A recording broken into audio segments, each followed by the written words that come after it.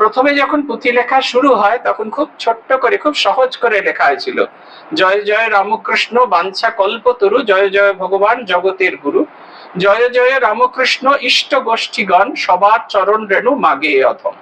এইটুকু, খানিকটা সেই আমাদের অঙ্ক না পারা ছাত্রদের মতো, যে সবসময় ভয় এইবারই বোধহয় ফেল করে যাব, আর কোন রকমে ঠাকুরের হাতে পায়ে ধরে এইবারে কোন রকমে আমাকে পার করে দাও, পরের বারে এমন ফাটাফাটি প্রিপারেশন নেব, তারপরে আবার পরের বারটা এসে তাও প্রিপারেশন নেওয়া হয় না। ঠিক সেই রকম। আর প্রত্যেক অধ্যায়ের শুরুতে বন্দনা আছে, শেষে বন্দনা, বাবা বাঁচা গেল। আমরা যেরকম বলি না, অঙ্ক পরীক্ষার পর হল থেকে বেরিয়ে বাবা বাঁচা গেল, আর পরের বছর এখন 6 মাসের জন্য মুক্তি। ঠিক সেই রকম ছিল। স্বামীজি এর প্রথম খণ্ডটা যখন স্বামীজির কাছে শিকাগোয় যায়, স্বামীজি বলেন এর একটাই দোষ আছে, এখানে শক্তি বন্দনা নেই, শক্তি বন্দনা ছাড়া কোনো কিছু সিদ্ধ হয় না। সেই কারণে দুটি লাইন আরো সংযুক্ত হলো, জয় জয় গুরু মাতা জগত জননী, রামকৃষ্ণ ভক্তি দাত্রী চৈতন্য দায়িনী। জগন্মাতা শ্রী সারদা দেবীকে এক অদ্ভুত ভাবে বন্দনা করা হলো। বলছেন গুরু মাতা, কখনো বলছেন না গুরু পত্নী, গুরু মাতা, মাতৃস্বরূপ, যিনি আমাকে অন্ধকার থেকে আলোর পথে যাত্রা করেন। কিন্তু তার স্বরূপটা কিরকম না, তিনি জগৎ জননী, তিনি আমার মা, আপনার মা, খেদা বোধা পচা সকলের মা। সে যে তোমার আমার মা শুধু নয়, জগতের মা সবাকার। বলছেন রামকৃষ্ণ ভক্তিদাত্রী, কথাটা খুব ইম্পর্টেন্ট। আমরা যে শ্রীরামকৃষ্ণকে ভালোবাসি, কিন্তু আমরা আমাদের শক্তিতে ভালোবাসি না। মাকে ভালোবাসলে কি হয়, মা আমাদের ভেতরে ঠাকুরকে ভালোবাসা, এই পাশে চলে আসুন না, চলে আসুন, মাকে, মা ভালোবাসার শক্তিটুকু আমাদের দেন। আমরা তখন শ্রীরামকৃষ্ণকে ভালোবাসতে পারি, তাকে ভালোবাসতে শিখি। আমরা যখন ছোট ছিলাম মঠে আসতাম, পূজনীয় কাশীশ্বরানন্দজি মহারাজ ছিলেন, স্বামী ব্রহ্মানন্দজি মহারাজের শিষ্য, তিনি আমাদের একটা দারুণ কথা বলতেন। বলতেন দেখবি ছবি যেখানে আছে সেখানে ঠাকুরের ছবিটা একটু উঁচুতে আর মা স্বামীজির ছবিটা একটু নিচুতে রাখা। কেন রাখা হয় না, তার কারণ হচ্ছে ঠাকুরের কোলে উঠতে বেশ কষ্ট, ঠ্যাং ট্যাং তুলে উঠতে হয়, কিন্তু যদি জোশও করে স্বামীজি বা মায়ের কোলে উঠে পড়া যায়, তাহলে এক লাফে ঠাকুরের কোলে ওঠা যায়। তাই বলছেন এই যে আমরা শ্রীরামকৃষ্ণকে ভালোবাসি, আপনি চলে আসুন, এখানে বসতে পারেন। শ্রীরামকৃষ্ণকে যে ভালোবাসি, এই যে ভালোবাসার যে শক্তিটা, এই যে ভালোবাসার শক্তিটা, সেটা আমরা তাকে দিয়ে পাই, তিনি আমাদের দেন, আমাদের ভেতরে সেই শক্তি সঞ্চারিত করেন। এই একটা সুন্দর কথা আছে, অন্ধ মোরা হেরো গভীর শ্রবণ, শক্তি সঞ্চারিতে করো পরশন। এই যে ধরা দিতে এসে লুকাও কোনো হেসে, দেখবেন এই গানটা আছে, সেইখানে এক জায়গায় আছে, অন্ধ মোরা হেন বধির শ্রবণ। আমাদের দুটি কথা বলছেন, এখানে চলে আসুন, এখানে ঠেসান দেওয়ার জায়গা আছে, আসুন। অন্ধ, আমরা চোখে দেখতে পাই না, আমরা একেবারেই চোখে দেখতে পাই না, সেইটা আমাদের অবস্থা। আমাদের অবস্থা, আমরা সব দেখছি, জগৎ সংসারে সব দেখছি, কিন্তু আমাদের অবস্থা ওই নয়নে বসন বাঁধিয়া বসে আধারে মরিগ কাঁদিয়া।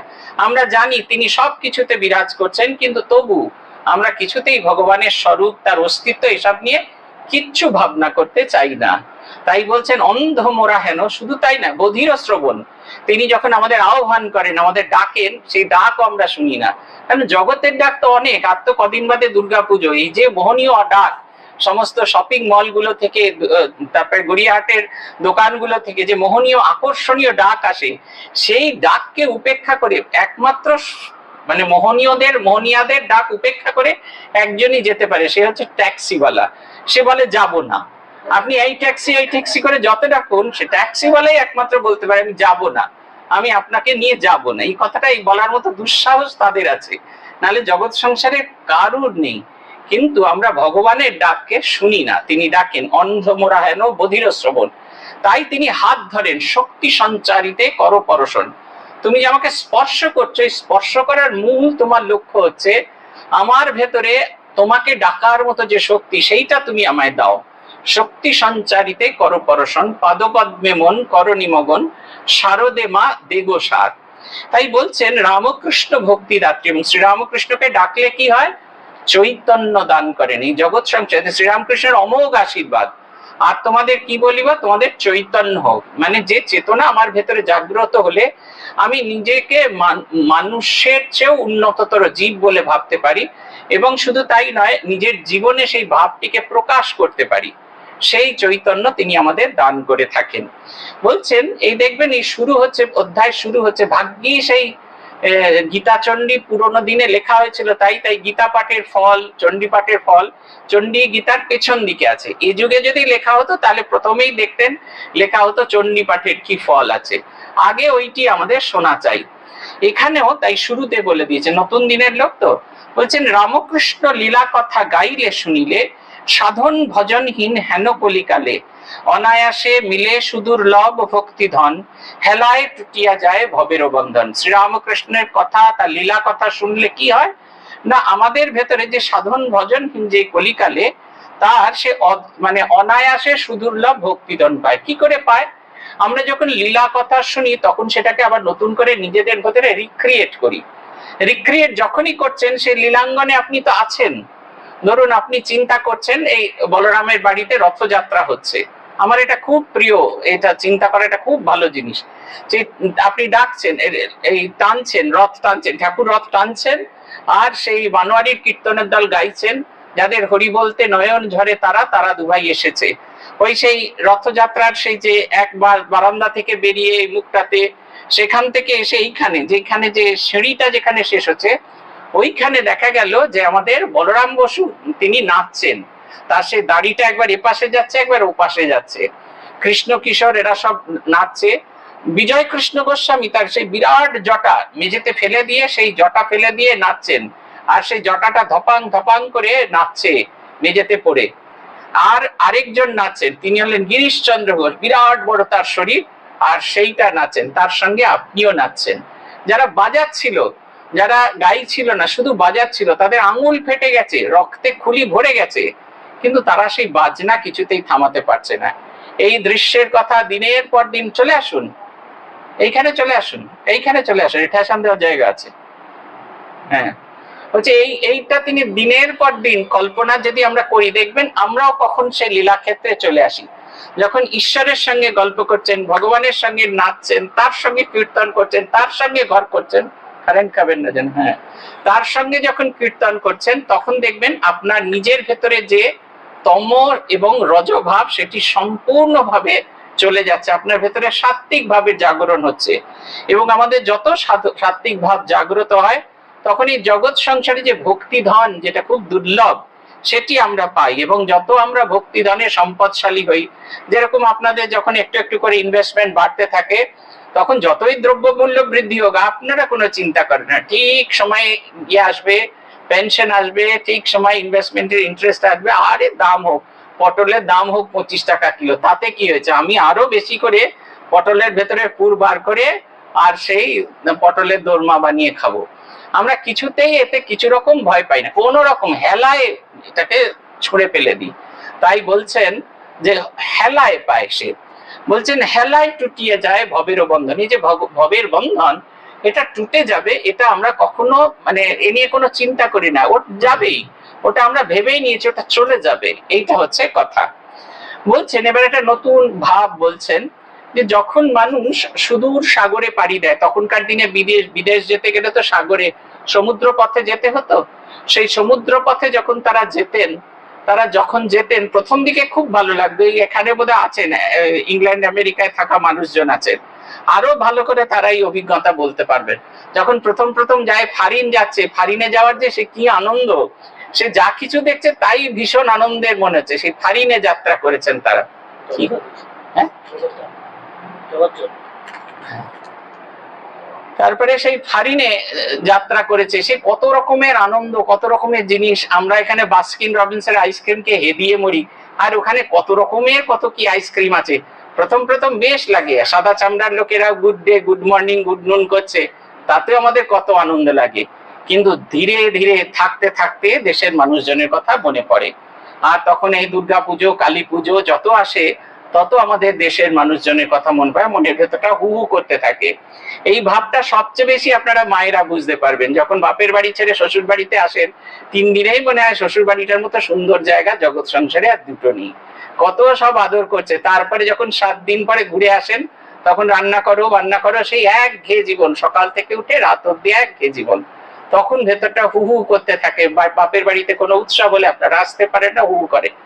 বলছেন সাধকের জীবন ঠিক সেই রকম। শ্রীরামকৃষ্ণ যে সাধনার জীবন একটা নতুন মতে পথে করছেন, তার মধ্যে ডুবে যাচ্ছেন, কিন্তু যখন সেই পথের সাধনা শেষ হয়ে যাচ্ছে, তখন তার মন আবার ঘুরছে মায়ের দিকে, জগন্মাতার দিকে এগোচ্ছে, যে জগন্মাতার সম্পদে তিনি সম্পদশালী। তিনি আর এতদিন তিনি জগন্মাতাকে ভুলেছিলেন, কিন্তু ছোট্ট শিশু যেরকম ছোট থেকে যখন সারাদিন খেলে ঘুরে বেড়ায়, মায়ের কথা তার মনে হয় না, কিন্তু সন্ধ্যেবেলা হলে সে বলে মা যাব, তার মুখে একটাই বুলি থাকে, মা যাব।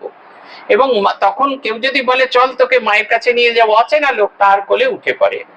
শ্রীরামকৃষ্ণের অবস্থাও ঠিক সেরকম। বলছেন, নিঃশ্বাসে নিঃশ্বাসে ছাড়ে বদন বলিন, ভাবে কবে পাবো পুনর্জন্ম জনিম। যেটা আমার আসল আইডেন্টিটি, সেই আসল আইডেন্টিটিতে আমি কখন ফিরে পাবো, কখন আমি আমার সেই পুরোনো জায়গায় ফিরে আসবো। এটা প্রেক্ষাপট এই সাধন ভজনের, আমরা যেটা পড়ছি মধুর ভাবে সাধন, তার এই প্রেক্ষাপট। তিনি কিরকম ভাবে ফিরে যাচ্ছেন জগন্মাতার কাছে, সেইটা বলতে গিয়ে এই প্রেক্ষাপটটি বলছেন তিনি নানা পথে নানা মতে সাধন ভজন করছেন, কিন্তু সব সাধনার শেষে তিনি ফিরে আসছেন ঠাকুরের কাছে। তার অন্য আর পথ তিনি খুঁজে পাচ্ছেন, তার অন্য কোনো দিক নেই।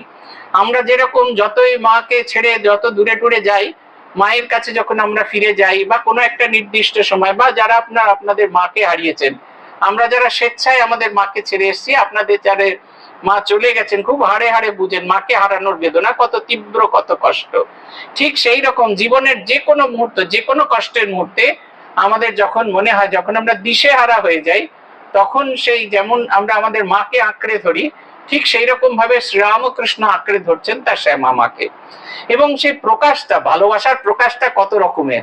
তিনি তখন পূজা করেন না, অথচ মায়ের সঙ্গে সঙ্গ করবে কিরকম ভাবে। কখনো তিনি চামর ব্যজন করছেন, মায়ের কাছে গিয়ে কখনো চামর ব্যজন করছেন, কখনো তার প্রধান পদে তিনি যে দক্ষিণ পদ সেখানে তিনি অর্ঘ্য রচনা করে উপহার দিচ্ছেন, কখনো তিনি তার গান শোনাচ্ছেন, কখনো তিনি তাকে নৃত্যে আনন্দ দান করছেন। নানা ভাবে, নানা রকম যে তার ভাব তার মঞ্চে সেই ভাবে তিনি তাকে দিচ্ছেন। বলছেন শ্যামাতুষ্টে, এই কথাটা তিনি বুঝেছেন, শ্যামাতুষ্টে সবতুষ্ট তব সিদ্ধ কাজ, সর্বঘটে এক শ্যামা করেন বিরাজ। একমাত্র তিনি জানতেন তার যদি ইষ্ট তুষ্ট হয় তাহলেই সব হবে। পূজনীয় রঙ্গনাথানন্দজি মহারাজ এটার উপর খুব জোর দিতেন। তিনি এই শ্লোকটি বলতেন, প্রিয়তাম পুণ্ডরীকাক্ষ সর্বযজ্ঞেশ্বর হরি, তস্মিন তুষ্টে জগৎ তুষ্টম প্রণীতে প্রণীতো জগৎ। তস্মিন তুষ্টে, তুমি যদি তুষ্ট হও তাহলে জগৎ সকলে তুষ্ট হবে, আর তুমি যদি অসন্তুষ্ট হয়, প্রণীতে প্রণীতো জগৎ, এই জগৎ সংসার তাহলে আমার প্রতি বিরাগ ভাজন হবে। সেই কারণে তিনি যেন সেই ভাবটিকে ধরে রাখতেন। আমাদের বারবার রঙ্গনাথানন্দজি বলতেন, আমরা বলতাম ঘুমিয়ে পড়ি, জপ ধ্যান করতে করতে ঘুমিয়ে পড়ি, উনি বলছেন আসলে আমাদের ভাবটা বদল করতে হবে। ভগবানকে এমন ভালোবাসতে হবে যে আমাদের আর অন্য কোনো অপশন নেই। মেরে তো গিরিধর গোপাল দুসরা না কই। আমাদের জীবনে যখনই অপশন থাকে দেখবেন আমরা তখন আর কিছু করি না। আমরা যারা কমার্স পড়তাম, উচ্চ মাধ্যমিকে আমাদের 5 শ্লোক 80, 5টা প্রশ্নের 16 নম্বরের প্রশ্ন উত্তর দিতে, শেষে একটা 20 নম্বরের থাকতো। 16 নম্বরের প্রশ্নের অর থাকতো, 1A or 1B, যে কোনো একটা করতে হবে। কিন্তু শেষকালের যে 20 নম্বরের প্রশ্নটা থাকতো তার কোনো অর্থ থাকতো না। সে আমাকে করতেই হবে রিসিপ্টস পেমেন্ট, করতেই হবে ইনকাম এক্সপেন্ডিচার, করতেই হবে ব্যালেন্স শিট। আমি যদি নাও বুঝতে পারি, এন্ট্রি মাথা খাটিয়ে খাটিয়ে বার করতে হবে, সে নানা রকমের ভাব করে সেগুলো বার করতে হবে। ঠিক সেই রকম জীবনে যখন আমাদের অপশনলেস হয়ে যাই, আমাদের জীবনে যার দ্বিতীয় যখন কোনো অপশন থাকে না, তখন দেখবেন আমরা আরো বেশি তাকে আঁকড়ে ধরার চেষ্টা করি। এই যত ভগবানকে আমরা আঁকড়ে ধরবো, তত আমাদের জীবন ভগবতময় হতে পারে। তাই বলছেন তিনি বুঝে গেছেন যে শ্যামা ভিন্ন, যাই করি না কেন সর্বকার্যে শ্যামা তুষ্টে সবে তুষ্টে তবে সিদ্ধ কাজ। বলছেন তিনি আমাদের কুণ্ডলিনী শক্তি রূপে আমাদের শরীরের মধ্যে বিরাজ করছেন। তিনি যদি শক্তি সঞ্চারিত করে জাগ্রত না করেন তাহলে কিন্তু হয় না। কুয়ো আছে, জল আছে, বালতি আছে, দড়ি আছে, সব আছে, কিন্তু যতক্ষণ না পর্যন্ত আমি বালতিটা জলের ভেতরে না নামাচ্ছি, সেই সম্পদ উপরে উঠে আসবে না। আমি যদি এখান থেকে দাঁড়িয়ে এই জল উঠে আয়, জল উঠবে না। সেসব ইংরেজি ছবিতে হয়, ফিকশনে হয়, কিন্তু এমনিতে হয় না। আমাকে সেই সাধন চেষ্টাটি করতে হয়, এবং তার কৃপা হলে আমার শরীরে সেই শক্তি আসে, সেটি নেমে যায়। তারপর সেই ভারী বালতি, ফাঁকা বালতি ছেড়ে দেওয়ার পর তোলার সময় যে ভারী বালতি, তখন আমার মাসালে তিনি শক্তি রূপে বিরাজ করেন, আমি তাকে তুলে নিয়ে আসি, সাধন সাগর থেকে আহরণ করি। তিনি এই দ্বার উন্মুক্ত না করলেন, তিনি আমার ভেতরে ইচ্ছাটা জাগান। যে বলছিলাম না, রামকৃষ্ণ ভক্তিদাত্রী শ্রীমা সারদা দেবী সম্পর্কে বলছেন, আমরা ঠাকুরকে যে ভালোবাসি, তাকে যে ভক্তি করি, এ তার কৃপা। তিনি যদি না চাইতেন কখনোই আমরা তাকে ভালোবাসতে পারতাম না, কখনোই তার প্রতি ভক্তি করতে পারতাম না। বলছেন, দ্বারী রূপে দ্বার রক্ষা করেনও আপনি, শ্যামাগৃহ শ্যামাগৃহী শ্যামা সাজে রানী, শ্যামা সুপ্রসন্না অগ্রে না হইলে পরে, নোঙ্গর ফেলিয়া জীব দ্বার টেনে মরে। বলছেন, শ্যামাই আমার গৃহ, শ্যামাই সেই গৃহের গৃহিণী, আর শ্যামাই সেই গৃহের অধীশ্বর। রাজা রানী বলছেন অধীশ্বর, সেই অধীশ্বরী যদি আবার দ্বারী রূপে তিনি আমার জীবনকে রক্ষা করেন, আমার জীবন সর্বস্ব তিনি আবার আমাকে চতুর্দিকে মন্ত্রের আকারে আমাকে রক্ষা করেন। তিনি যদি আমাকে রক্ষা না করেন তাহলে আমার ক্ষমতাই নেই এগিয়ে যাওয়া, তাই তাকে ভালো করে আঁকড়ে ধরতে হয়। পূজনীয় আত্মস্থানন্দজি আমাদের বলতেন, এমনি করে দেখাতেন, বলতেন যে একবারে ডান হাত দিয়ে এমনি করে তা ঠাকুরের একটা পা ভালো করে কষে ধরে থাকবে, আর বাঁ হাত দিয়ে জগতের কাজ করবে।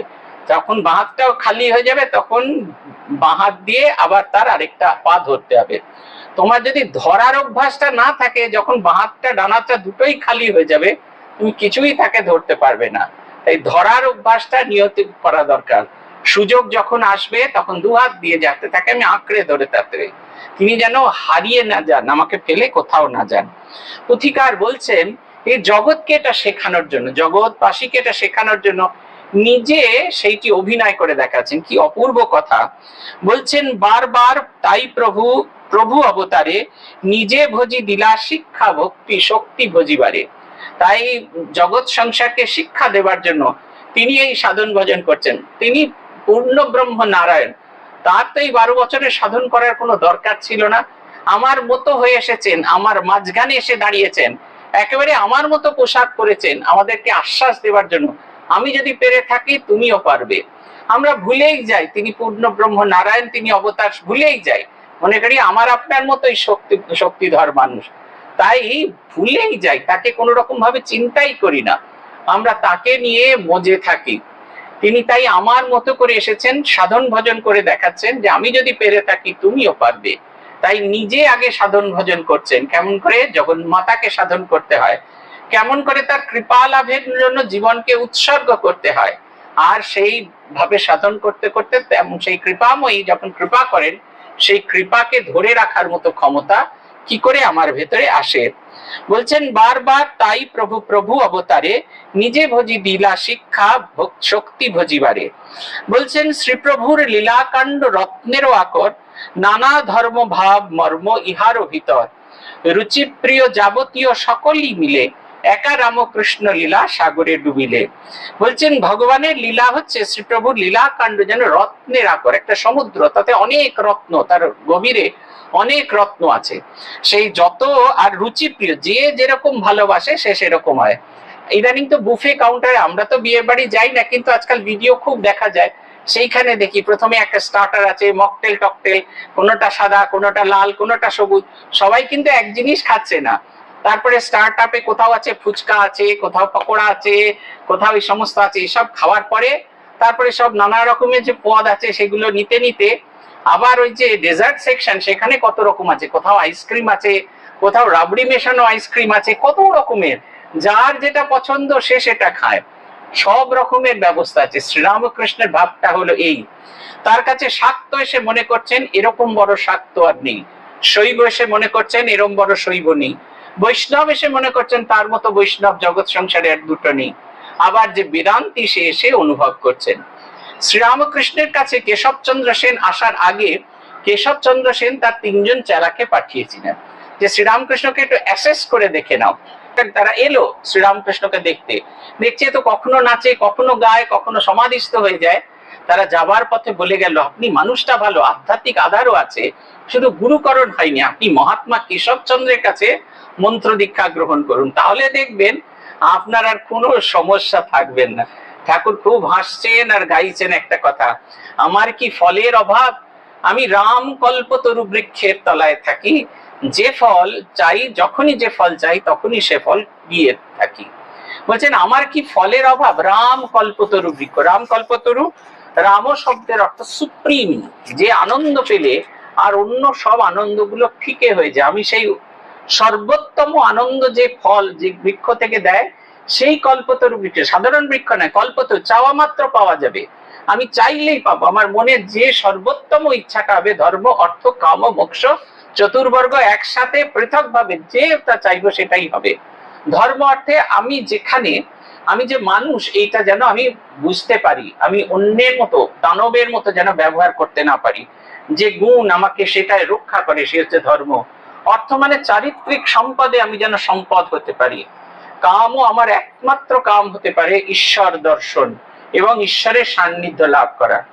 আর হচ্ছে এই তিনটি যখন যুক্ত হয় তখন এই জগতের প্রতি আমাদের মোহ, যেটা আমাদের বেঁধে রাখে, সেই মোহমুক্ত অবস্থা, সেই মোক্ষ অবস্থা আমাদের প্রাপ্ত হয়।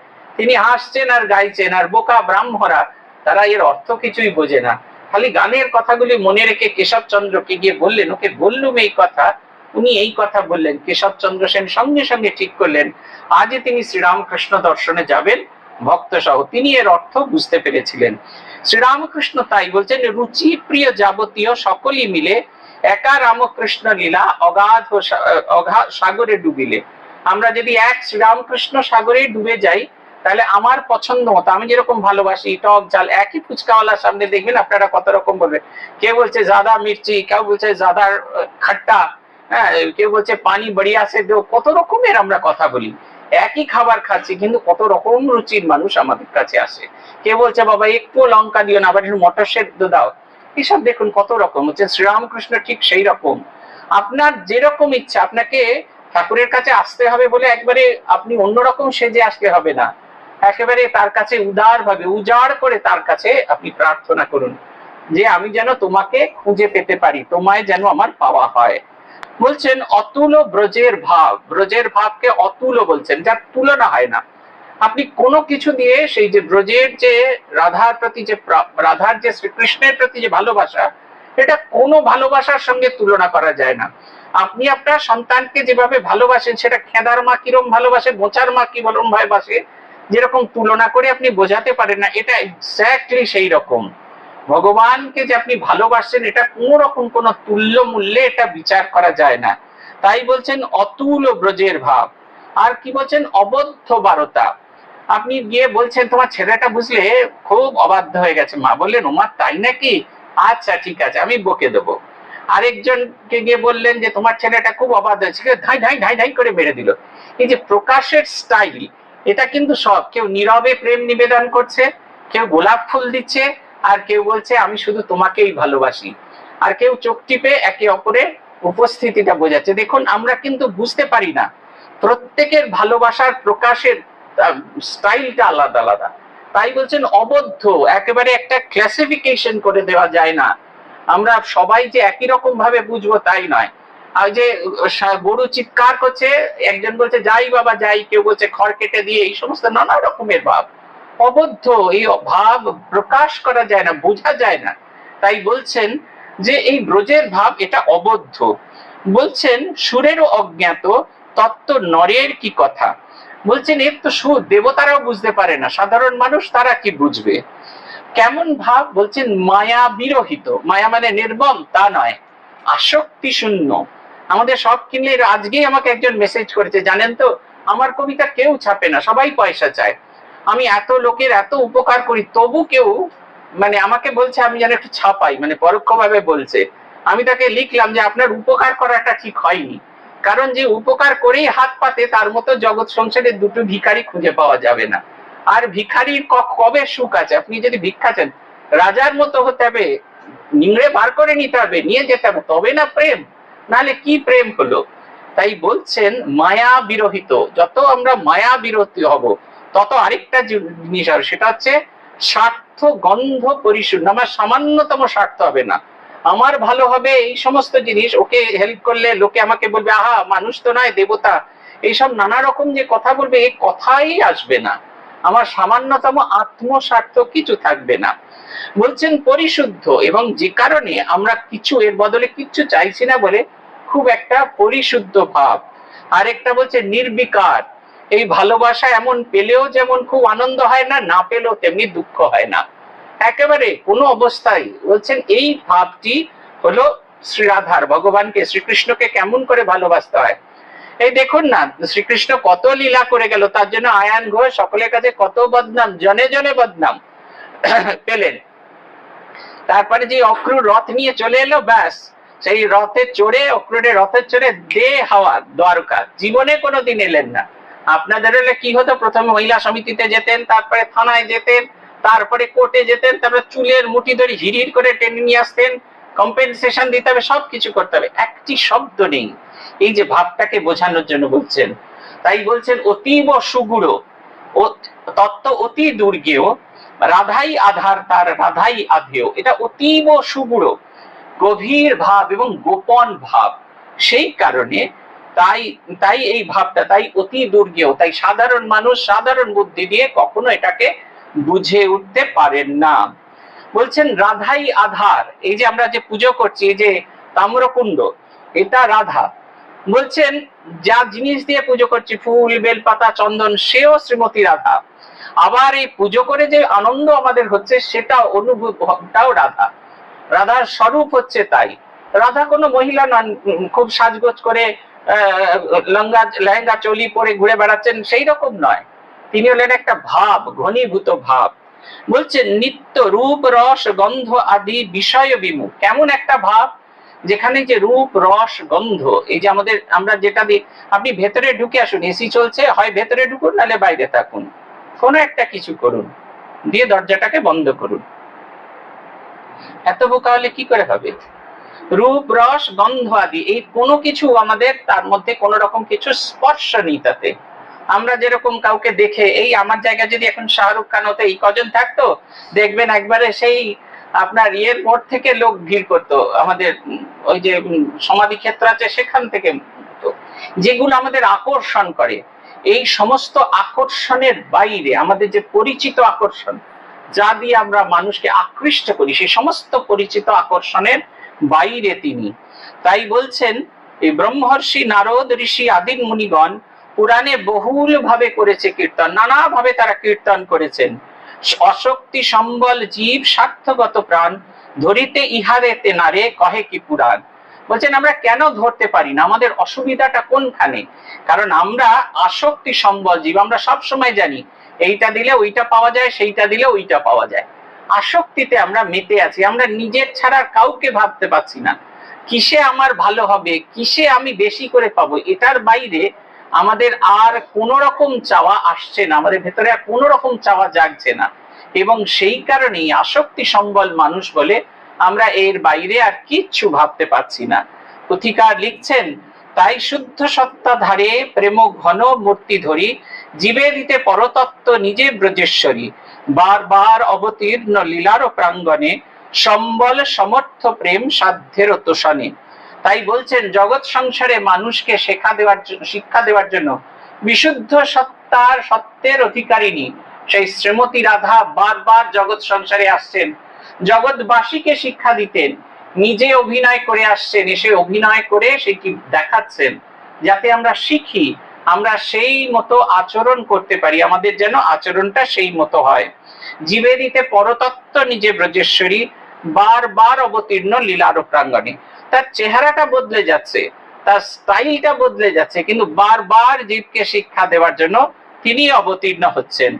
বলছেন এই যে মধুর ভাব নিজস্ব রাধার, 16 আনা পরিপূর্ণ তাঁর অধিকার।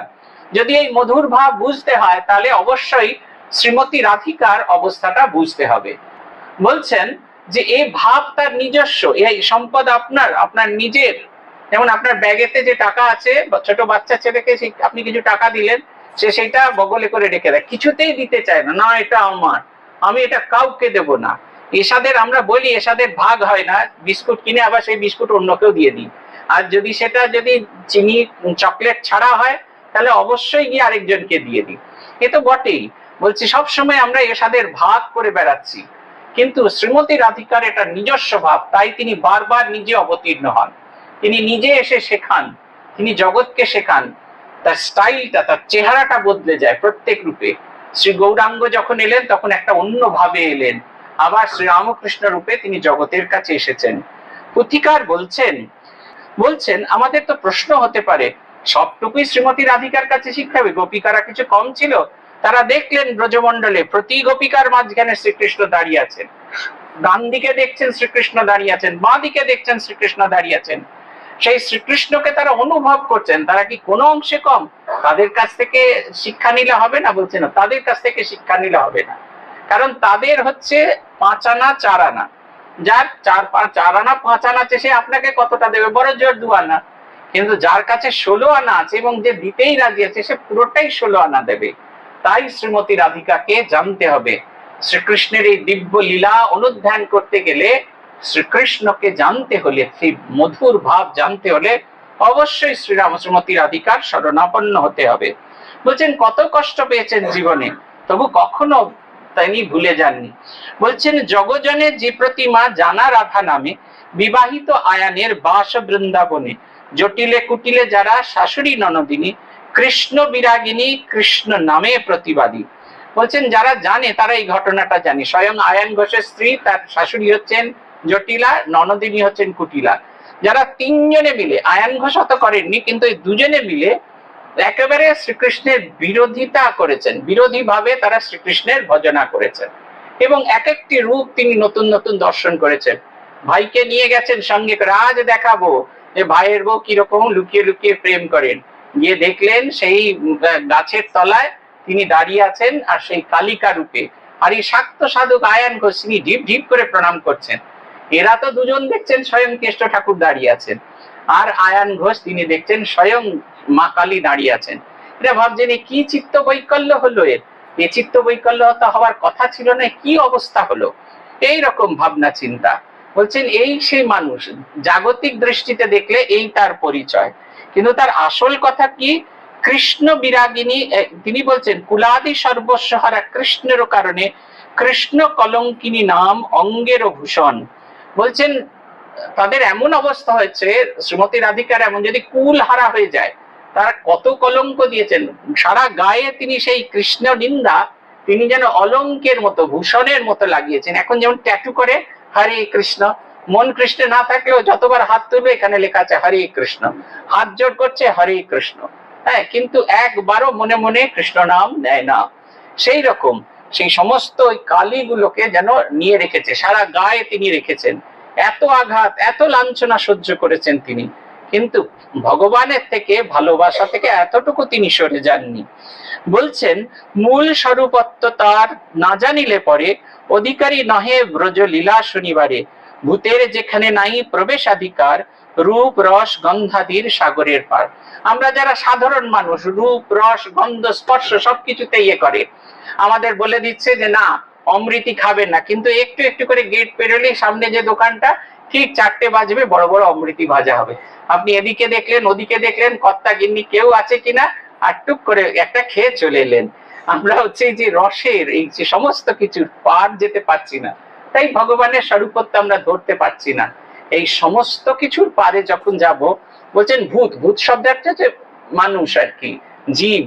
তারা এই যে যারা এই সমস্ত রূপ রস গন্ধ স্পর্শ এর বাইরে যারা যেতে পারেনি, তারা কিছুতেই এই শ্রীকৃষ্ণ রাধার লীলা বুঝতে পারবে না। খুব স্বাভাবিক কথা, একটা ছেলে, একটা দামড়া ছেলে একজন পরের বউয়ের সাথে প্রেম করছে, বিপিএনিকে পিপি করে বাঁশি বাজাচ্ছে, আর ইনি পো করে ছুটছেন। আপনারা তো কত রকম কি সব এখন বলছেন, অবশ্য এটা এখন নতুন কালচার হয়েছে, কি একটা বলে পরকিয়া।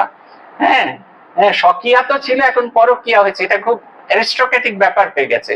কিন্তু শ্রীকৃষ্ণের যুগে যে সময় তিনি এসেছিলেন দ্বাপরে, তখনও পরকিয়াটা নিন্দনীয় ছিল। তাই সব সময় তিনি নিন্দাবাদ শুনতে থাকতেন, নিন্দাবাদ শুনছেন, কষ্ট পাচ্ছেন, কিন্তু তথাপি কোনো অবস্থায় শ্রীকৃষ্ণকে ছাড়তে পারছেন না। আমরা যারা অতীন্দ্রিয় জগতে বুঝতে পারবো না, তাদের কাছে এটা হলাহল, এটা স্বেচ্ছাচার মনে হবে, এটা খারাপ। কিন্তু যারা ওই প্রেমের ভেতরে গভীর ভালোবাসা খুঁজে পাবে, তাদের কাছে পরকীয়া আর কখনো একরকম হবে না।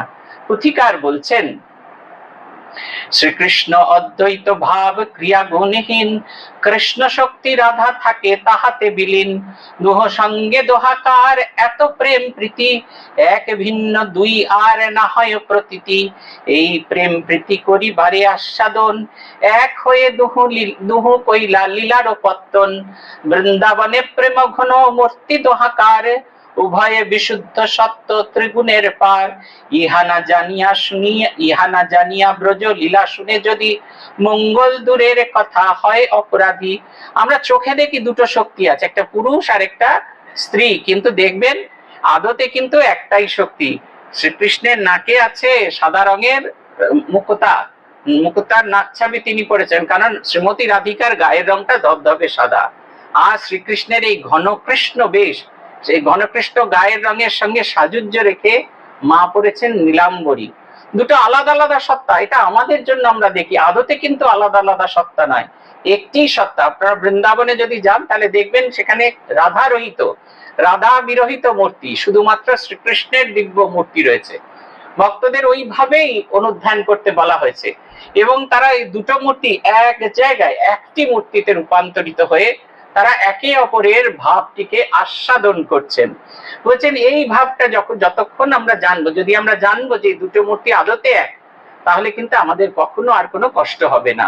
কিন্তু যতক্ষণ না আমরা জানবো ততক্ষণ আমাদের মনের ভেতরে একটা অংশ হতে থাকবে, এই তো ভগবানের নাম, আদতে তো সেই স্বেচ্ছাচার করেই বেড়াচ্ছে। তাই বলছেন মঙ্গল মধুর কথা হয় অপরাধী, তখন ভগবানের এই লীলা কথা আমাদের মধ্যে অন্যরকম ভাব এনে দেয়। আমরা শেষ করব একটা ছোট্ট অংশ দিয়ে। বলছেন কিরকম ভাবে হয়, বলছেন নিষ্কাম নিঃস্বার্থ ভাব মধুরেতে ভোগ, তৈল ধারাবত যে থাক শ্রীকৃষ্ণেতে যোগ। বাহ্যে কি অন্তরে এক কৃষ্ণর স্ফুরণ, কৃষ্ণ ভিন্ন অন্য নাহি হয় দর্শন। মধুরের অঙ্গে খালি নিষ্কামের খেলা, কালেতে ধরিল জীব ভোগ দিয়া ঘোলা। জীবের কল্যাণে ভাব করিতে প্রচারে, রাধা ভাবে নদিয়ায় গৌরাঙ্গাবতার। এবে প্রভু লীলা কর ভাব পরমেশ, ভাবের সাধনে কইলা মধুরেতে শেষ। প্রতিকার বলছেন যে কিরকম এই ভাব, কিরকম মধুর ভাবের আস্বাদন কিরকম করতে হয়, বারবার বলছেন, বারবার এতবার করে বলছেন। তার কারণ হচ্ছে এই ভাবটা আমরা আত্মস্থ না করলে আগের ভাবগুলো আমরা বুঝতে পারবো না। নিষ্কাম যে ভাব, কখনো আরাম দিলে, নবাব কিনলে আরাম ফ্রির মতো এরকম জিনিসও চায় না, কিচ্ছু চায় না, শুধুই ভালোবাসতে পারে। দুই হচ্ছে নিঃস্বার্থ, যার ভালোবেসে কোনো স্বার্থ শূন্যতা নেই। আমরা মাঝে মাঝে সেলিব্রিটি এলে তার সঙ্গে ছবি তোলার চেষ্টা করি, পরে সেটা আমরা ফেসবুকে আপলোড করি। আমার একটাই স্বার্থ, সেলিব্রিটি আমাকে চেনে, এটা জগতে জানুক, এই স্বার্থটুকুও নেই। আমি কৃষ্ণের সখী, কৃষ্ণের প্রাণবিহারিণী, আমি এটাও বলতে চাই না। বলছেন তৈল ধারা, মধুরের ভাবটা কিরকম না, তৈল ধারাবধ যেটা শ্রীকৃষ্ণেতে যোগ। দুটো ধারা আছে, জলধারা তৈলধারা। জল যখন এক পাত্র থেকে আরেক পাত্রে ঢালেন, অক্সিজেন ঢুকে সেটা ছটছট করে, মাঝে তার মধ্যে ছেদ এনে দেয়। কিন্তু তৈল ধারাবধ হচ্ছে যেখানে তৈল বা মধুর ধারা যে পড়ে সেটা একেবারে নিশ্চেদ, তার ভেতরে সামান্যতম ছেদ হয় না, নিরন্তর কোনো অবস্থাতে। আজকে যেমন আমাদের ঠাকুরকে খুব ভালো লাগলো, তারপরে কালকেই যখন ছেলের রেজাল্ট খারাপ হয়েছে, ব্যাস আর ঠাকুরকে ভালো লাগছে না। আমাদের ওরকম নয়, সর্বাবস্থায় তিনি আমার, তিনি আমার, তিনি আমার, এই বোধটা জাগানো। আর বলছে কি, বাহ্যে কি অন্তরে একা কৃষ্ণের স্ফুরণ, কৃষ্ণ ভিন্ন অন্য নাহি হয় দর্শন। যেদিকেই তাকাচ্ছেন সেই কৃষ্ণ, ঘন কালো মেঘ দেখে তার মনে হচ্ছে যেন কৃষ্ণ, ময়ূরীর গলা দেখে তার মনে হচ্ছে সেই কৃষ্ণ বর্ণ দেখে ওইখানে কৃষ্ণ। যা কিছু জগতে যেখানে কিছু, যা কিছু দৃশ্যমান, সবকিছুর ভেতরে সেই ভগবানের প্রকাশ তিনি দেখতে পাচ্ছেন। বলছেন আমরা যে কালেতে যত সময় পেরিয়েছে আমরা আসলে মূল লীলাগুলো বুঝতে পারি না, তাই জন্য চৈতন্য অবতারে এলেন তিনি প্রথমবারে লীলা প্রকাশ করতে, আর দ্বিতীয়বার এলেন শ্রীরামকৃষ্ণ রূপে জগতের কাছে এইটি ভাব প্রকাশ করতে। শ্রী ভগবানের কৃপা হলে আমরা পরবর্তী অংশগুলো আগামী দিনে পাঠ এবং আলোচনা করব। আজ এই পর্যন্ত। জয় জয় রামকৃষ্ণ বাঞ্ছা কল্প তরু, জয় জয় ভগবান জগতের গুরু, জয় জয় গুরু মাতা জগত জাননী, রামকৃষ্ণ ভক্তি দাত্রী চৈতন্য দায়িনী। জয় জয় রামকৃষ্ণ ইষ্ট গোষ্ঠীগণ, সবার চরণ রেণু মাগে অধম। ওম শান্তি শান্তি শান্তি। হরি ওম তৎসৎ। শ্রীরামকৃষ্ণার্পণমস্তু।